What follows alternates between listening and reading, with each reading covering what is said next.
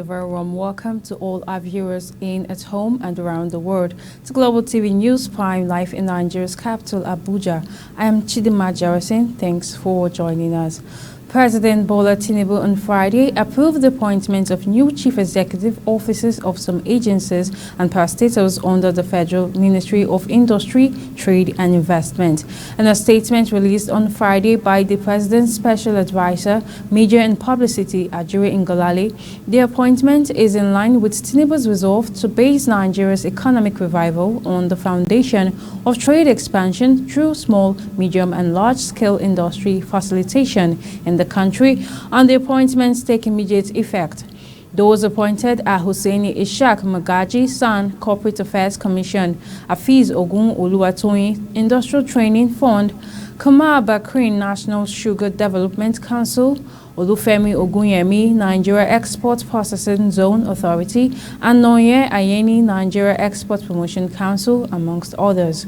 The statement added that President Bola Tinubu expects all new appointees in this critical sector to optimally deliver in accordance with new key performance indicating benchmarks as established by the Federal Ministry of Industry, Trade and Investment. President Bola Tinubu has pulled the Federal Capital Territory Administration FCTA out of the Treasury Single Account TCA and effectively paving way for the Nyesom Wike-led FCTA to utilize the territory's internally generated revenue IGR for the development of the nation's capital. At a news conference on Friday in Abuja, Wike also disclosed that the president has approved the creation of the FCT Civil Service Commission to allow for staff career progression. Meanwhile, President Bola Tinubu on Saturday met with Governor Hyacinth Alia of Benue State to receive reports on the state of affairs in the state. Similarly, the president also received the Minister of Sports Development, John Eno. Briefing State House correspondent Mr. Alia said the meeting with the president focused on the return of peace in Benue State and the return of the internally displaced persons to their ancestral lands. On his part, the Sports Development Minister said the visit was to update the president on activities at the ministry and how he had initiated a number of innovative ideas to move sports development forward in the country. Nigeria's First Lady Oluremi Tinubu has pledged President Bola Tinubu's commitment to restoring the country's greatness. She made this known at the State House when she received the Ambassador of the United Arab Emirates to Nigeria, Salem Said Al-Shmasi. Suborat Usman has details. Senator Oluremi Tinubu commended the UAE for the confidence and likeness they had expressed towards Nigeria and her citizens. The First Lady also thanked the Chief Executive Officer of the UAE NGO, Noor Foundation, Dr. Manal Tariam, for all it had done for the country, especially in its intervention in Katsina State in the last 4 years. We thank God for the new discovery, new innovations that, the world is really embracing, which has really helped a lot of people. Thank you so much for the school high screening for students. It's very, very important. Like you said, with all that, it will definitely affect productivity and also, economic impact, which you described. And sight is very, very crucial for anyone. And I pray that, the distribution of glasses, I think you'll do that in Lagos as well, So I can just thank you for all that No Foundation has brought to Nigeria. And we look forward to more states being impacted by, your gesture. Earlier, Tariam says his organization, through the provision of free cataract treatments and other eye-related surgeries, treated a lot of people with eye problems in Katsina State. We've also measured the academic performance of the students and the teachers. And one of the results that we found out that there's an increase in the academic attention of the students in class that increased to around 85%, which means that a simple treatment of refractive error by providing eyeglasses to students kept them in school and make them academically better. And this year, the program comes to an end. When we say it comes to an end, that doesn't mean that we're going to close it down, no. But we're going to hand it over to the state government. And we're going to work with them by providing free surgeries to those who need it. But everything else is going to continue under the governance of the state government.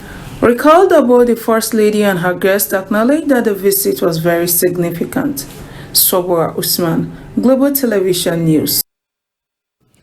Saudi Arabia says it is committed to strengthening ties with Nigeria ahead of the Saudi African Summit, which is scheduled to hold in November 2023. The country's Minister of State for Foreign Affairs, Adel Al-Jubeir, said they look forward to hosting President Bola Tinubu at the summit. The Saudi minister added that he paid a visit to President Tinubu to convey the greetings of the Crown Prince of Saudi Arabia and the Prime Minister of the Kingdom, Mohammed bin Salman. Agbomofregbe completes this story.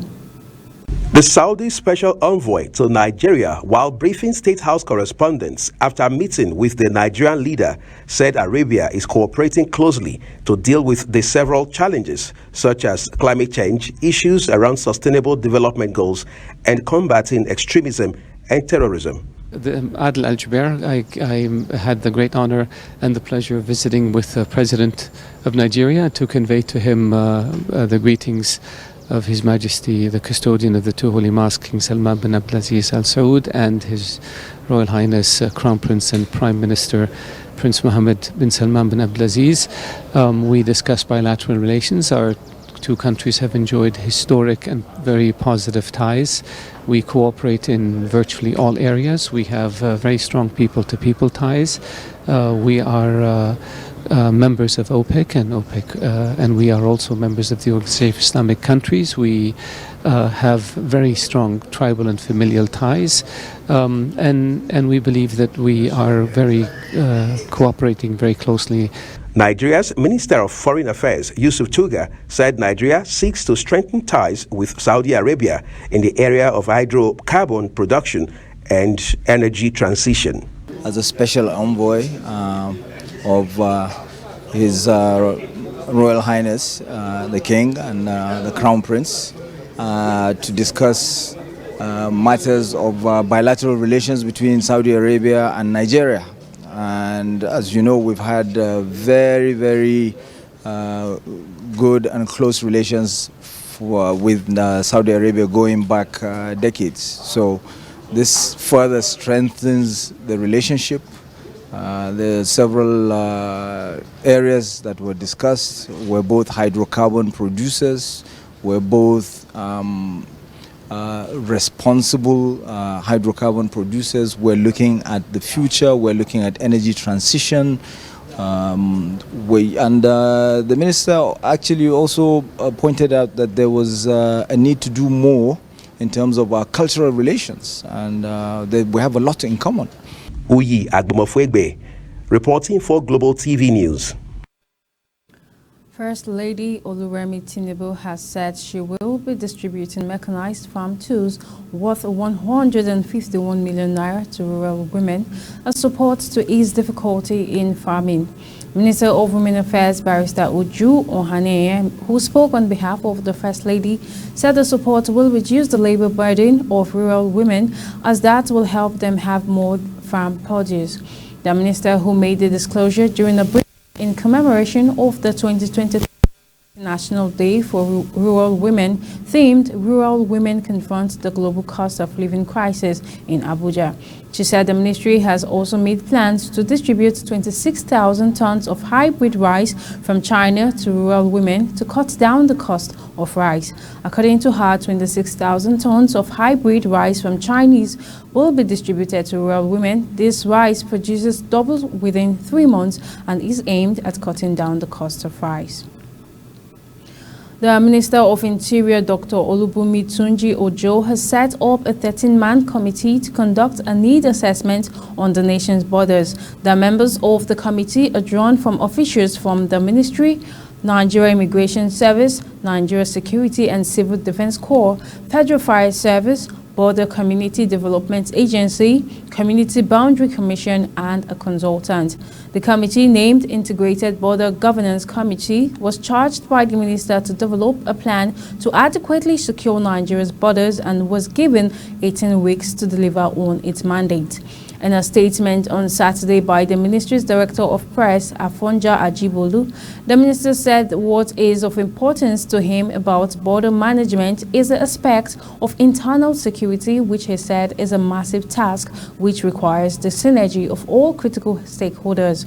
The minister further stated that the country must stop paying a lip service to border management and enough budgetary allocation must be made available for the provision of social infrastructures to these contiguous border communities for the people to feel belonged to their country.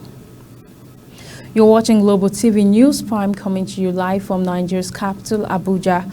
We're on StarTimes channel 276. Kindly follow us across social media platforms using @Global TV NG and other handles now showing on your screen. When Global TV News Prime returns, Sun trains MSMEs on standards for homegrown economic agenda. The news continues shortly with details of these and other stories right after this break. Please don't go away.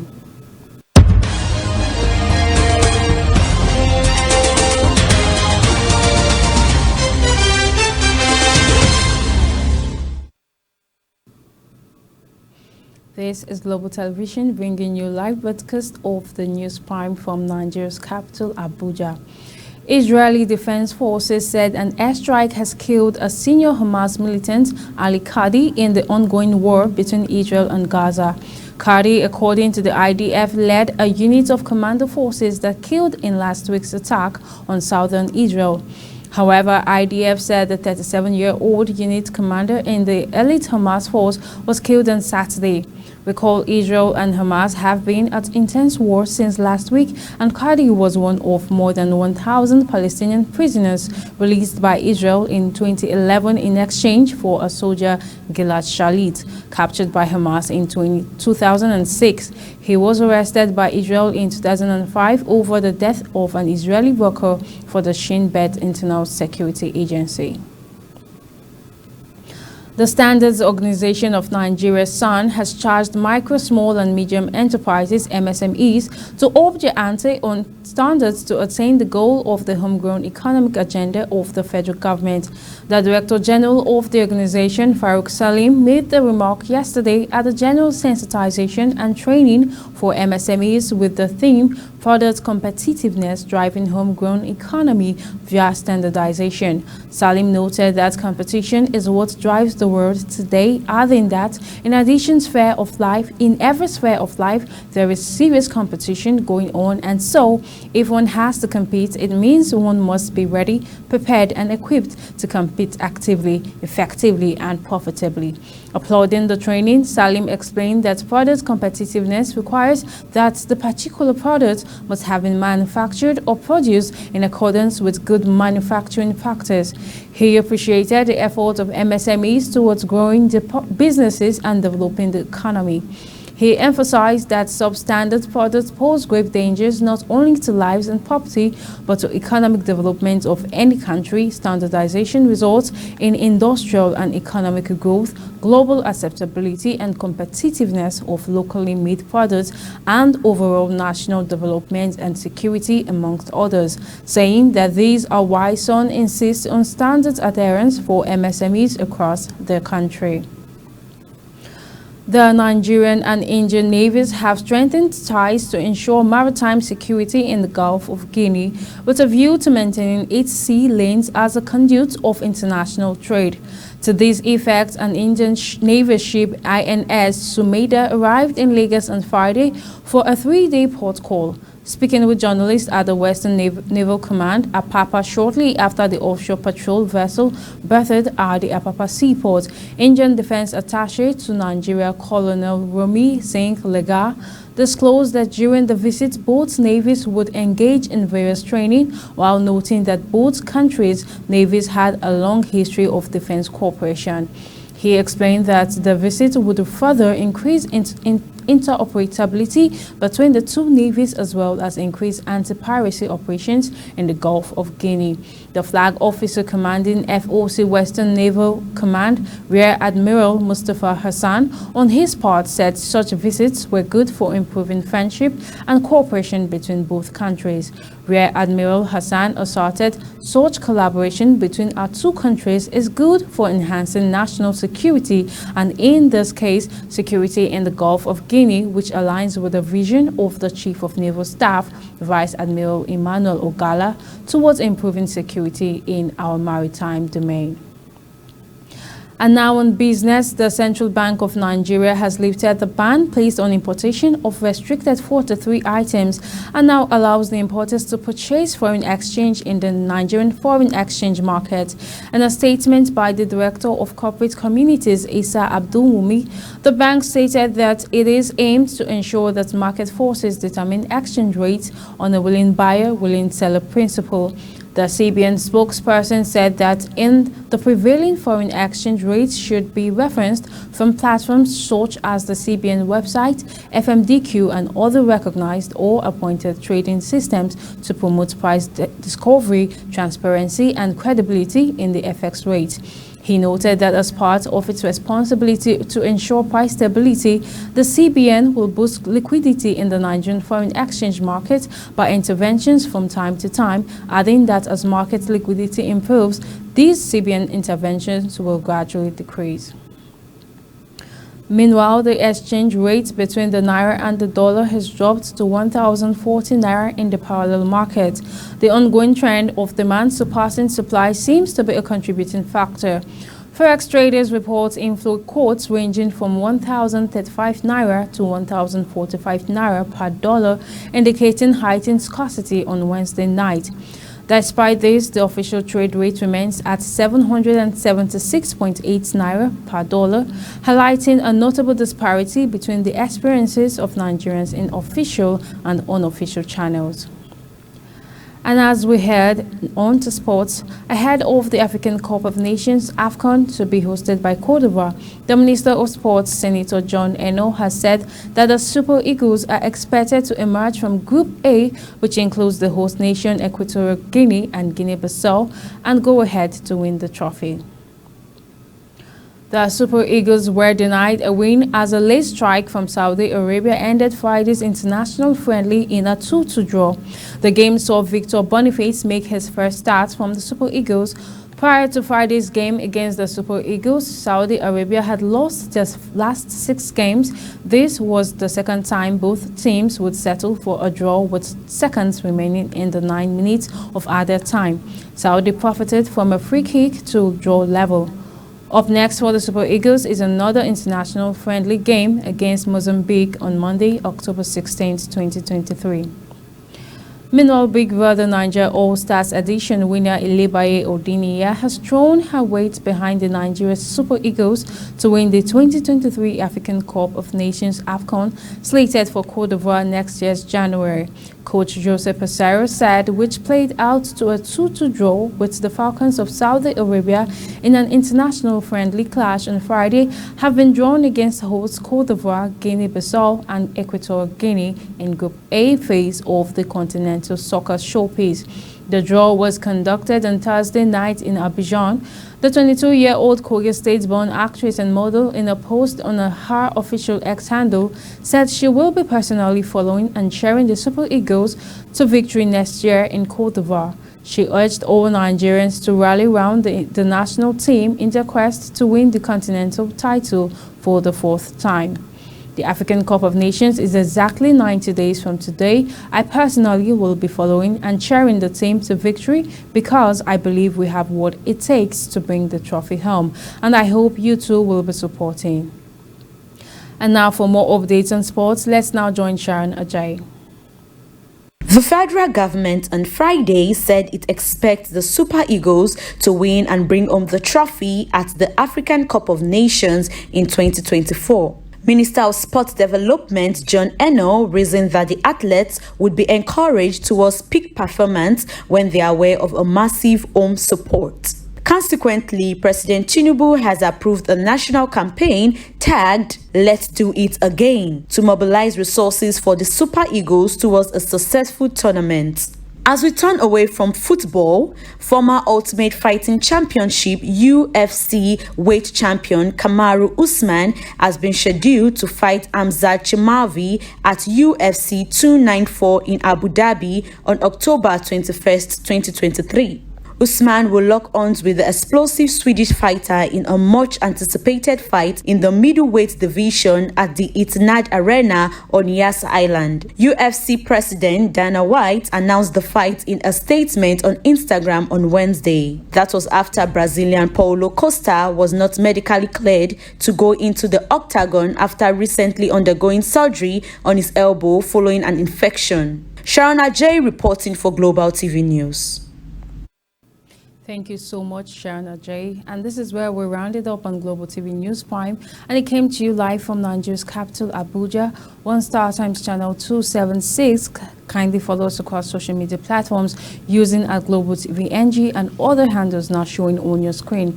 I am Chidinma Jawesen, thanking you so very much for watching. Bye for now.